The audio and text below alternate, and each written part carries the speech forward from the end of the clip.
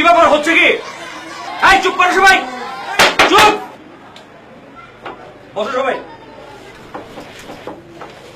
কি শুরু করেছো? হ্যাঁ, এই সবাই শোনো, তোমাদের আজকে গরুর রচনা পড়ে আসার কথা ছিল। সবাই কি পড়ে আসছো? এই এই বসো। এই কি করতেছিলাম? না স্যার, মানে আমার খাতা খুঁজে পাচ্ছি না তো, তাই ওর কাছে দেখছি যেটা আমার খাতা কিনা। এই তুমি খাতা নিয়েছো?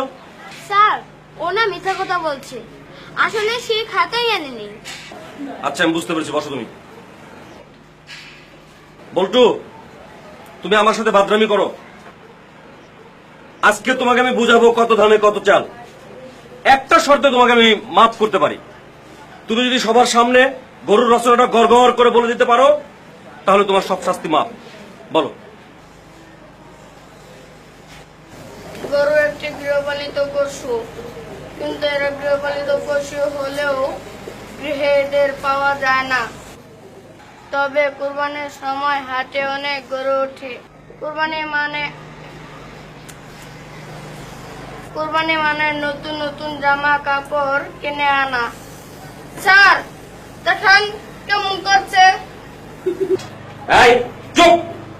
তা বুকে বলছি যে আমার জন্য 4টা কাপড় না কিনে দিলে আমি করব না।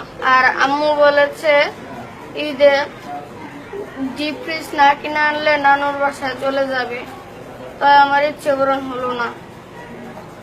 আর ঈদের সময় গরুর গোশত খাবো আর স্যারকে দাওয়াত দেবো।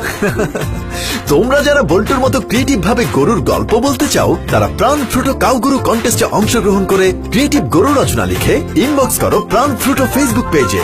আর তাদের মধ্যে সেরা 100 জন কাউ গরু পাবে প্রাণ ফ্রুটোর পক্ষ থেকে কোরবানির ঈদের বাজার।